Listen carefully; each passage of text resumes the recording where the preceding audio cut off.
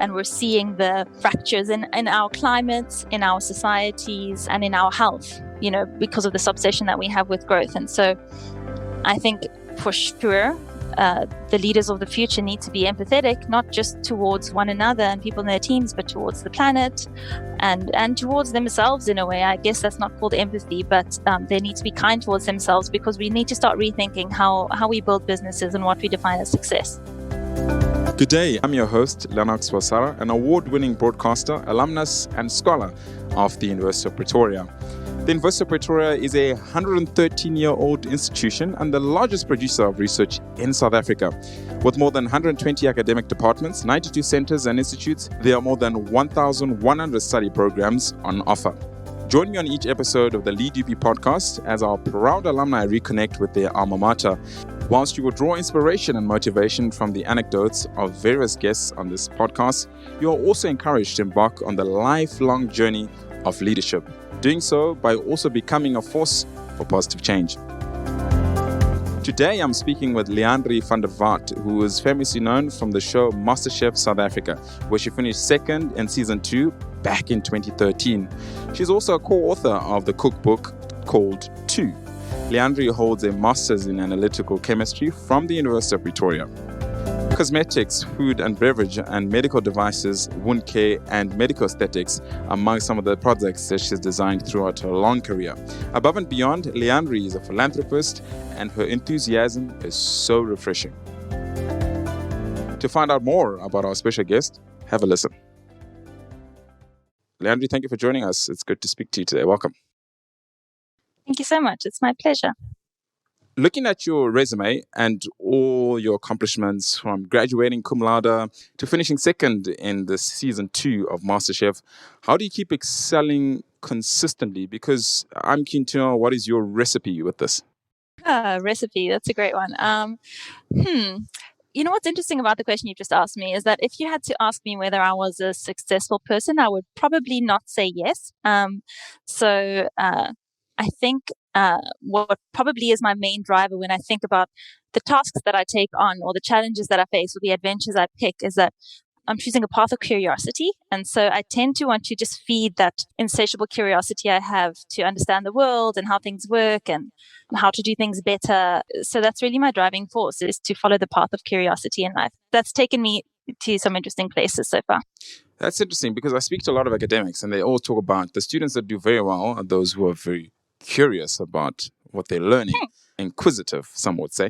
So it's just nice to see that correlation. So how do you think you've built your curiosity? I mean, maybe somebody's like, look, I'm really keen to get a cum laude, but I'm not so sure to what level I can keep building my curiosity for subject matter or for a business or for perhaps something, a new exploit, somebody, perhaps a career shift or whatever they might be trying to do. So I think there's sort of 2 parts to your question. So in the first part, how I kind of nurture my curiosity, I think it was kind of built into me as a child, because my parents were really good at not getting frustrated by my questions and by, all of the little things that I would want to make and playing around and experimenting in the kitchen and trying to make really bad art. They were really just good at celebrating my wonder, for the world. So I think that's kind of I must give a lot of credit to my parents for how they raised me in that sense. And then for people who are kind of maybe missing this key and wanting to do well or wanting to make a shift, but haven't quite gotten into the flow of that yet, I think it's really important to know yourself and to understand your motivations. And so if you're in a learning environment because you're curious and you want to learn, I think naturally that hunger to understand things and grapple with them and follow these little paths of curiosity will come to you. But if your motivations are otherwise, and that's perfectly okay, then I think it's important to be real about them. So I think there's a lot to be said for knowing yourself and doing that work of life. You were very confident in yourself very well, because you took part in the MasterChef South Africa competition. Let's talk about that for a minute. I mean, it's always fascinating. I watch it on television, by the way, and I had to watch a bit of the episodes just obviously in preparation for this. And I wanted to know, what did you learn from it, considering the fact that you were also busy with your studies at the time when you were taking part in that particular initiative? What are the lessons? Oh, very good question. In fact, I don't think I've been asked that in a while. And with time, comes perspective. This was in 2018, 2013. So if I have to look now and see what I really learned and what I've carried forward with me, is that we often sort of eliminate ourselves from the race before it's even begun. We just sort of assume that it's not on the cards for us. And competing in the show really planted a little bit of like a fearlessness inside of me, if I could put it that way, to just be a little more brave about the things that I want and to be a little bit more confident in, whether or not I have the skills to back it up. Of course, I'm not good at everything, but just sort of that sense of, well, why not me? Who am I to say no before I even try? And it's terribly empowering, terribly scary to do that on national TV, but it's a really great way to learn that you get out what you put in a way. And if you're not going to risk it, it's kind of eliminating yourself before you've even started. So that's definitely a big takeaway that I learned. And another one is that those 8-hour chemistry practicals I had in my undergrad really paid off, because suddenly I was under a lot of pressure to get things done and to multitask and to follow recipes, which is what you do in the lab when you're doing a synthesis or something. And it really paid off because I was able to work in a really structured, logical way. So that was pretty cool. Nice. Hopefully the students listening sometimes don't always feel that what you learn in varsity can have an influence in your life a little bit later. So I'm glad to hear you talk about that. And I'm sure some of the professors listening will be happy that you mentioned that, because you are now in a very powerful role. I mean, it's a big deal. You're the product development engineer at a leading multinational company which specializes in cosmetics and personal care products. One gets a sense that this did not just happen. It did not just arrive here. It was relatively a process. How did this happen for you? Oh, this is all going to tie back to curiosity, I think. I was finishing up my master's in chemistry at the University of Pretoria, and I had actually lined up a PhD in a field that I really love, food chemistry. So I had lined up a PhD. I had two sort of co-supervisors. We were talking about funding. And then I took a step back and I did exactly what I was referring to earlier. I sort of evaluated my motivations, and I was really trying to understand, why do I want to do this PhD? Where does this come from? Does it align with my values? What kind of person am I going to become in the next 3 to 5 years as I walk this journey?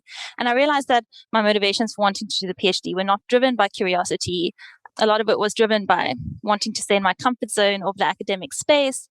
And some of it was driven by arrogance and pride. I wanted to be able to call myself Dr. van der Walt. I thought it sounded great. I still think it sounds great. But so I sort of had to reevaluate my motivations. And so I decided to do the thing I didn't want to do, and that is go into industry. And I had an excellent master's supervisor, Professor Forbes, in the chemistry department.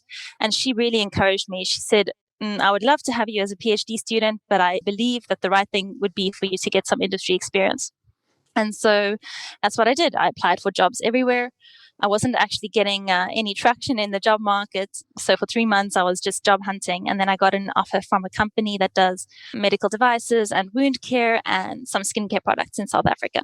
And I took the opportunity, and I worked hard and I worked creatively, and I did quite well there. And so based on the work that I was doing, I was able to join some national working groups. We were advising the Department of Health on the regulations. I got to start speaking at some of the national conferences in the beauty industry. And so I was really just building my profile because I was enjoying what I was doing and I was taking the opportunities that I was given. So this was kind of happening. And at the same time, I started getting a little bit curious about the world out there. And I just wanted to take my career to the next level, in the sense that I wanted to feel like I was having more impact. Like the work that I was doing was reaching more hands, was having a bigger impact on the environment, was like I was being part of bigger strategic conversations about how people use products and what innovation is. And so I decided to resign from this job and go and study again. So I went to business school. And it's really off the back of that I got this offer at LOreal out of the blue. So I didn't apply for the job. And it's just one of those magical stories of like, they phoned me, we discussed where I wanted to go and what I wanted to do. And we found this position for me. And now I'm based in Paris, and I'm working for the number one beauty company in the world. And it's incredible. Wow, incredible it is. Tell us a bit more about that when you got that call. How was that experience for you? Because it truly must be a dream come true for many people who certainly want to work for such great multinational companies, and you get, hey, we want you to come on board. You thought applying. Yeah. I mean, this was in the middle of the pandemic. If I could say, like, this was peak season 1 of coronavirus. This was June 2020. And I was really shocked that they had called me, because I had applied for at least 100 jobs post-MBA, and I wasn't getting any any traction. No one was hiring. All the companies were on a hiring freeze. Turns out L'Oreal was actually on a hiring freeze too at the time. But I got a call from them, and it was quite a strange feeling. Lennox, I don't know if you've ever had this. I'm sure you have, and I'd be interested to hear if you've had a similar experience. But when you accomplish a dream, like when you finally reach that frontier where you realize, oh, what I've wanted is here, like it's in my hands. It's such a strange feeling because it doesn't feel like you want to run and scream at the top of your lungs. It just feels like a homecoming in a way. Like it just feels like, it just sort of sits on you. And this is the feeling that I had. It just felt like it was a culmination of the work that I'd done and a lot of the little passions I had as a child. And a lot of the road that I've been walking, it felt like everything was converging and it just felt right. To your point, I agree with you because for me, that experience came when I won a radio award, my very first radio award this year, actually, back in July 2021, rather. Congrats. Thank you very much. It was something that I always felt when I was making the content in the previous year that, this was really good content. But I never, imagined I would win. But when I did win against some of the greatest business journalists in the country, I was really didn't know how to react to it, But I knew I was chuffed. But it was almost like a moment where I couldn't use words to describe how I felt. But as I reflect, I think it was a moment that helped me to realize where I should probably start going with my career. That's exactly it. It's like this, some people talk about being in the flow, but it just feels like a confirmation that you're on the right path. Like it's like you're tied to the train track and but it's not a scary feeling. It's a good feeling. It's like, this is, yes, it's incredible. And it's great to hear your story. Really, really well done. Thank you very much. Appreciate it. And you spoke at length about, you having made multiple products over the years before your current role at L'Oreal. Of all the products you've created, I mean, there's a number of them. Which one would you say is your favorite? Oh, this is so difficult. So when it comes to food, I co-founded a social enterprise with a few friends a few years ago, and we were a coffee roastery. And when we were choosing the beans for our blend, we were mixing together in different ratios, and blending coffees is actually quite an art, I realized. And when we finally got the perfect blend, I remember that feeling of like, this is delicious, and I'm really proud of that. So that definitely was one of those feelings when I held a bag of coffee in my hands, and it was beautiful and it was tasty, and we were doing something good with the profits. That was incredible. Taking you back to what you mentioned about coffee, you said it's quite an art and a difficult skill as a barista. You gotta be on top of it to be able to make such great looking coffee. Tell us a bit more about that business, because I know that you've got an interesting model, which I'm very fascinated about, which on the virtue of that model, I would call you a philanthropist and a social entrepreneur at the same time, because you have a 50% of your profits or your proceeds go to charity. And this work being done by Roast Republic, which you're a co-founder of. So that to me is very important. And it leads me to a question as to why is it important for leaders to demonstrate empathy? Because that's essentially what you're achieving with your work. Oh, okay. So, Roast Republic, we started as sort of quite inspired by the Tom's model, the Tom's shoes, where business can be good and do good at the same time. And so the idea was roast and sell coffee and fund education programs in rural South Africa with 50% of our gross profit. So I started this with two friends, and I mean, I believe that the model can work. I'm no longer involved in the business, and I think this is, I think we learn more from our failures than our successes. And I'm not saying that the business was a failure. I think my ability to manage it well was, because I was juggling too many things at the time. But the business model was exactly that: make money so that we can be generous and sort of rebuild into what we know is the future of South Africa, our youth. And so the business is still going, but I'm not a part of it. But I do agree with you completely. I think that there's a trend coming, when it comes to responsible business. There are so many organizations that are becoming B Corps, signing agreements and joining roundtables where they promise to do good. And I think that this is the call of our generation, is that this obsession we have with growth, is unsustainable. And we're seeing the fractures in our climates, in our societies, and in our health, because of this obsession that we have with growth. And so I think for sure, the leaders of the future need to be empathetic, not just towards one another and people in their teams, but towards the planet and towards themselves in a way. I guess that's not called empathy, but they need to be kind towards themselves, because we need to start rethinking how we build businesses and what we define as success. I mean, I think it benefits your team directly if you're an empathetic leader, of course, because people feel more seen, they feel valued, they feel understood, and they feel as though you want to see them grow, you want to see them develop, and you want to see them achieve their goals. But beyond that, as I said, I think we could start having empathy towards the planet, and rethinking how we take and how we give back to it.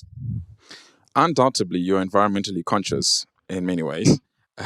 In your work as well, that does come through, and I guess in your personal life, your interests aligned in that direction. What has inspired you to keep finding sustainable ways of creating products in your industry? Oh, I think it's just my conscience. So yes, when I did my master's, it was in environmental analytical chemistry. And so I was doing air pollution studies, which don't really tie into what I'm doing now, but a lot of the thinking does. And so, throughout my studies, I was subscribed to journals and mailers that were speaking about environmental science. And I mean, there are a lot of issues in the world, right? And the environmental issues and the strain that we're putting on the globe, I feel is just not spoken about enough, because there's so many other more immediate issues that we keep getting dealt with. And so we just think, okay, we'll postpone these goals by a few years. We'll do this, we'll do that. And so the sort of sense of urgency was just starting to rise up inside of me, because I realized every liter of water that my products pollute is another liter of water that we won't have. And so, seeing like the water crisis in Cape Town and all of that just kept on creating this urgency inside of me. And so now I'm at a point where I joined LOreal with a lot of excitement, because they announced that by 2030, they will have transitioned completely to using ingredients that are only based on green science. And so what that means is that there won't be any fossil fuel-based ingredients in the products anymore. You won't have any synthetics that are bad for our waterways or aquatic life. We won't have any endocrine disrupting ingredients in products. And all of that really resonates with my values of the fact that we're living on borrowed time, we're just passing through. And I really feel as though, if anything, if nothing else, let's leave a neutral impact on the environment or on the planet or on others. But if possible, let's try and make it better. And so that's really just my daily motivation is, how can I not take today? How can I give back more than I take? That's my daily motivation. Whilst you're on motivation, you wear multiple hats, as you are the product development engineer at LOreal, but you're also a board member of a foster care home. As you lead in these different teams and these different responsibilities, how have you kept your teams motivated across the various roles that you play in these different involvements? That's another good question. I mean, you definitely have to be a different person in different environments, right? And I think that took a while for someone like me to realize, because I find it impossible to not be myself. And I'm not saying that to be a leader, you need to be false at times, but you have to adapt your style. And I just really love being authentically myself. And I've realized that sometimes that's not the best for my team. It's not in my team's interest for me to just be an open book and say what I think and act on impulse and all of that. So, I mean, for sure, I've refined my abilities to lead with time. Yeah, it's very different. I would describe my approach to leadership now as really identifying someone's strengths, working together to identify their ambitions and their goals, and to kind of co-create a path for that, and then to come underneath them and equip them to do that. That's really, I think, the best way to keep people motivated towards a goal, whether it is in a foster care home network environment or whether it's in a professional work environment, in a lab. People feel empowered, people feel seen, people feel heard. And so that would intrinsically motivate them. Money, as they say, money is a hygiene factor. I feel as though if people are paid well enough, you can never pay them to compensate for the lack of empathy, guidance, and support they should be getting from their leadership, which is why people end up leaving, Goldman Sachs and all of these big firms after a while, because they're not getting that support and they're not feeling seen and heard in a personal way, on a personal level. So I'd like to think that that's kind of how my style has developed with time, is to identify, co-create, and then come underneath and support, as opposed to being the one who's running out in front, shouting orders or setting a really high standard. I've heard a saying sometimes people are leading from the back, right? Or within the people and all that. So as opposed to always like leading from the front, sometimes you do need to motivate them intrinsically to get going. You've mentioned a lot there, and I do know that it takes a lot of responsibility. You are manning a lot of things presently. And as the saying goes, those to whom much is given, much is expected. This speaks to, obviously, taking responsibility. How do you deal with the pressure that has come upon you, particularly with being responsible for so many teams, and especially where you're at now, where you have to hit the sales targets, the products must be appealing to people, and there's pressure on you to make sure that you're delivering at the highest level? So another way in which I think I've been learning and growing over the past few years, I used to really internalize my stress a lot, and it would manifest to those around me, my team members, as silence and irritability, to be like, I have so much pressure on me and you don't know how much pressure I'm internalizing on your behalf. Don't bother me. Don't talk to me. Is this really important? And I've really had to rethink that through a lot of feedback I got from the teams I've managed in the past. Some hard conversations where you really ask for honest feedback. Those are so bad, but so good. I learned that I need to stop defaulting to that behavior, because although I'd get things done at the end of the day, it would break trust between my team and I if I had this sort of behavior where I'd sort of withdraw in times of stress. And so now what I'm doing is I'm really trying to learn to filter what's important from what isn't, because a lot of the stress that's placed on us in the workplace is actually false stress. It's someone else's projection of some kind of anxiety they have about completely unrelated item, or it might be as a result of the meeting they've just come out of before they come into the one with you. And so I tried to go into particularly strategic meetings with management with a lot of emotional energy in my bank, because I know that I need to be very aware of discerning what's really an issue and what isn't. Like, what are we making into a bigger deal? Because ultimately, I don't feel like if your business is running somewhat successfully and you're not, in a situation like Everglade, for example, then in general, you shouldn't have a crisis every day. If you're having a crisis every day, or if people are having to work till midnight, something isn't right. There's a bigger issue at core. And then I would prefer to ask those hard questions than trying to deal with all the chaos that these root issues are causing. So yeah, I think maturity kind of helps you learn how to shoulder responsibility better. And yeah, it's an ongoing lesson for me. Indeed, a life journey, as you mentioned, and honest feedback is very important. Sometimes managers call that tough love to their staff. I personally don't like getting that tough love. I do think it's difficult to deal with it. I guess I'm learning how to respond to such feedback. What is the best response? I mean, it is a learning moment, but what is the best response so that it doesn't wear you down in the process? Okay, I think feedback is excellent. I think it's excellent, but it's always a tough pill to swallow, particularly if you're getting feedback at a point where there's already a bit of resentment or frustration that's manifesting. And so I've had times where feedback has been hard but good, and then I've had times where feedback was just hard. It didn't, if we could say, bear any fruit, right? And I think the reason is because both people need to be willing to be vulnerable and agree on what the purpose of the feedback is, because the feedback should ultimately be, as you say, like a learning experience, but or a point of learning, a growth point. But this isn't always the case if there isn't an agreed upon purpose for the feedback session. So I think ultimately, when you're giving good feedback, or you're in a place to receive feedback, when you're willing to sit with something, when your response can be, I didn't know that, or that surprises me, but I'm willing to go and chew on this and get back to you on this. Or, for someone to say, I'm terribly sorry, that wasn't my intention. I never knew that my actions made you feel this way, or I never knew that my actions had this outcome, and this is something I'm willing to work on. That's kind of the responses you want to hear in a good feedback session. It doesn't always have to be like, oh my God, I'm going to change. Here's my action plan. But to understand that there's this willingness to receive and to act on the feedback, I think is essential when you're giving and getting feedback. And actually, on this point of feedback, I've been thinking about it for a while. We often think of feedback as this sort of top-down thing, right? You have your end of your review where your manager gives you feedback, and then you can always say if you're not happy with things in your role.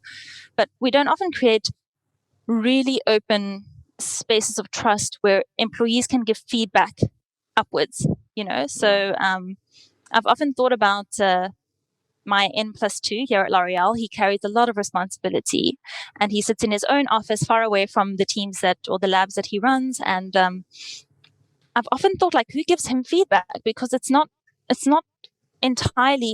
comprehensively useful for him to just get feedback from his management. If I was in his position, I'd love to hear what my N-2s and my N-3s and 4s, have for me, because those are all growth points and I manage them. And I'd love to learn from that. I'd love them to enjoy coming into work. I'd love them to feel empowered to do a great job. I'd love them to feel like there's a space of trust where they can take initiative and be innovative. And so when I mentioned this to my manager, she was quite surprised that I wanted to give feedback to my N+2 as though it was criticism, which it isn't. I just thought that it would be appreciated. So I don't know. I think there's a lot to feedback that still needs to be explored in corporate environments, for sure. You spoke about trust, and one of the things that happens is I hear people throwing the word trust the process, trust the process. I watch a lot of TV, watch some of the Springbok players after the game. We just have to trust the process. The results will come. But that's not always the case, because when you are going through a bit of a thorny patch, you doubt the process a little bit. Your journey hasn't always been that smooth. I imagine there's been some ups and downs. During those down periods, how have you been able to experience failure and go beyond that and process failure? Oh, that's hard, because I'm really an achievement type, right? So even though I was, at the beginning of our chat, we were talking about, success and how do I, do these things. And I told you that I don't necessarily feel very successful. I'm still so intrinsically driven to do things excellently that I really find it hard to process failure. Like, it sits with me for a time and it goes over and over in my head, and I can almost sort of incorporate this into my identity, like I sort of am very good at associating my achievement with my own value, which is a terrible thing, but it's a true thing. It's an Enneagram type 3 thing, and I'm an Enneagram type 3. So how do I process failure? Look, I think it's important for me to have people around me who I know love me really just for who I am, because I am incapable of processing failure by myself in a way that makes, I can still feel good at the end of the day. I would need to call a sister or a friend and unload on them and just have them remind me that, I'm more than my accomplishments or my lack of accomplishments. I'm more than what I can do or what I can contribute. And yeah, so to me, sort of having a community of people who can sift, sort of separate the good from the bad and just give me the honest truth about who I am and not about what I do. I think that's really important. Yeah, and I like that, because you talk about the sense of support structure and family and people that love you. And family, definitely loves you all the time, regardless of what you're doing, your title and so forth. They love you from day one. Some people call them day ones. I mean, your roots are right in South Africa. You were talking earlier about kind of coming to South Africa in December, checking your flights and so forth. A country that's often referred to as the Rainbow Nation, obviously describing the unity of the various cultural, racial, and ethnic groups in the country. Presently, you are in France as we speak, working from France. How has the cross-cultural exposure you've experienced in South Africa influenced you right now in France, especially from a leadership point of view? Oh, I must say, this has been such an interesting point of reflection for me over the past few months that I've been adjusting to life here in France, because France is quite a monoculture. Of course, there are lots of immigrants, but typically everyone speaks French, they act French. You sort of get, you feel slightly nudged into certain behaviors and certain ways of doing things. And in South Africa, we're really good at celebrating differences and like leaving space for each other, I feel. Of course, we don't always get it right, but this is something that I've noticed, is that differences aren't celebrated here. Once I was wearing some colorful sneakers to work, because at L'Oreal, you're allowed to come as you are. And one of my colleagues looked me up and down in a way that only the French can. And she said, "Your sneakers, they're not very French." And I was like, well, Actually, I did buy them in South Africa. You're right. They're not French. It was just such a strange thing for someone to feel the need to point out to me. And this just illustrates how they are just so not used to differences within the French culture. And so I think what I've seen happening in my role in particular is that I'm sitting in one of the development labs here in France, but we work with the hubs around the world because, France holds the head office for L'Oreal. And so we work with all of the other hubs. We're working with the office in South Africa. We're working with the Hispanic zone, with Japan, with China, with India, with the US. And so because of my role as an international product development engineer, I'm managing these projects that are going to be launched around. And so we're developing a product in Japan, and then it's being tested in the US on US consumers, and then it's going to be cascaded into the Hispanic zone. And so I can quite easily understand and interpret cultural nuances. And I think I've developed throughout my upbringing in South Africa, like an ability to sense when people need a little bit more space to express themselves and to not be spoken over. So I think what I've seen is that the tolerance that I've been taught to have as a South African and the openness towards wanting to understand and wanting to cooperate and wanting to make sure someone feels completely understood is really helping me in this sort of global collaboration on these projects that I'm running.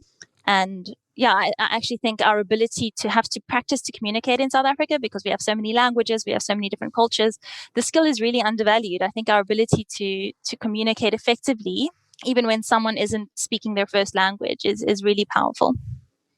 It indeed is. And I find that to be very, very interesting. And the value that you got out of this country, making you excel in your career, which is truly important.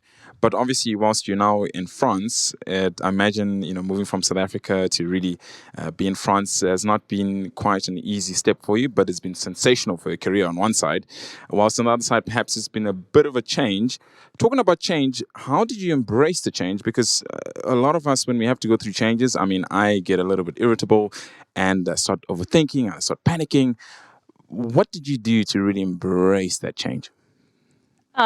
Another good question, and another way in which I've been learning. So the first time I moved out of South Africa, I was not so successful at this. So when I went to study at Oxford, I had a really hard time. I had a hard time adjusting, even though they speak English there and, they colonized South Africa. So we have their culture has been imposed on us. So there should be some sort of more of a feeling of familiarity than, for example, in a country like France. But I didn't. I just felt out of sorts. I didn't feel welcome. I had a really hard time struggling with loneliness.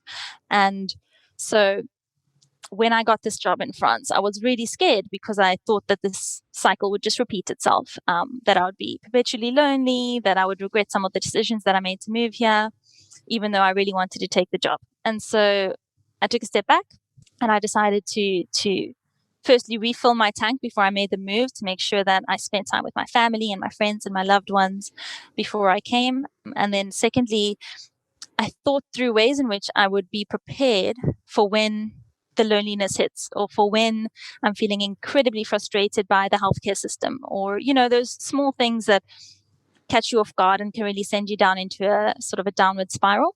Yeah.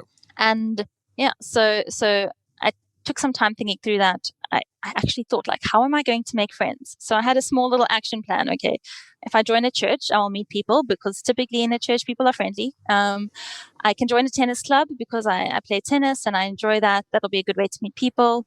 I thought, okay, a museum membership, that's also great, And so I sort of started thinking, how can I engage with this country instead of being scared by it? And how can I force myself into places where I'd be sort of encouraged by action to interact with and meet people. So that was step one. And then step two was, I was sort of vulnerable, and I went onto Facebook and LinkedIn and I said, hey guys, I'm moving to France.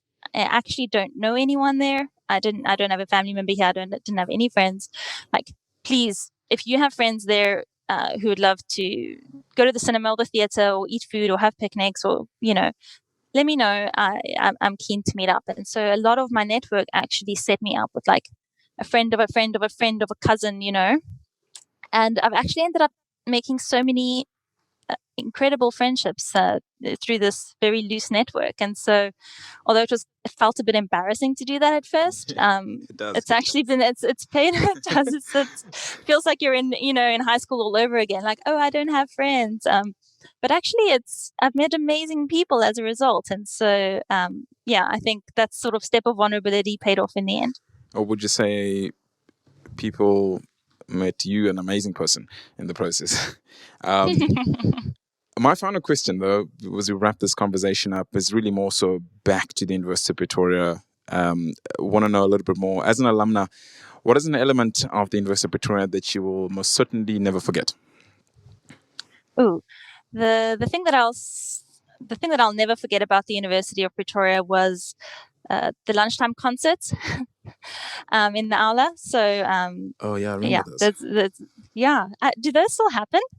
Those were amazing. It was like, yeah, they still happen. It's so sad. Yeah, I mean, those were amazing. And another thing that what I'll remember about the University of Pretoria is autumn. Autumn on campus is gorgeous. So many trees changing colors. It was my favorite season on campus. So I'm genuinely really proud when I think of the University of Pretoria. It's an excellent university. The people are dynamic and friendly and engaging. And I really believe it's a world-class university, for sure. Phenomenal. Thank you so much. And I believe that virtue of your statement, it is also raising world-class graduates as yourself or making a real impact on the world. Thank you. Thanks, Leandri van der Walt. I appreciate you speaking with us today. Thank you so much. Thank you for your time. Thanks, Lennox.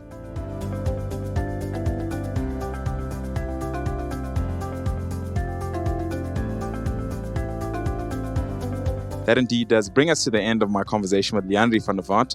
I learned so much about being honest with your feedback, using that to be a better leader. And most importantly, you have to be curious, you have to be inquisitive with your work to excel in whatever you're doing. Of course, you've been listening to the LeadUP podcast. Find us on your phone on apps like Apple Podcasts, Pocket Casts, and Spotify, or go to www.up.ac.za/LeadUP and click on podcasts. To help us out, please rate and review us. LeadUP is a production of the University of Pretoria's Alumni Relations Office. Listen, download, and subscribe wherever you find your podcasts. New episodes out every 2 weeks, that being every second Monday. You can find out more on social media by searching LeadUP or Tux Alumni. This podcast is produced by the University of Pretoria's Alumni Relations Office. My name is Leandris Wasara. Our production team includes Samantha Castle, Alna Schutz, and our sound engineers are Louis Kluter Productions. Thank you for listening. Till we meet again. Goodbye.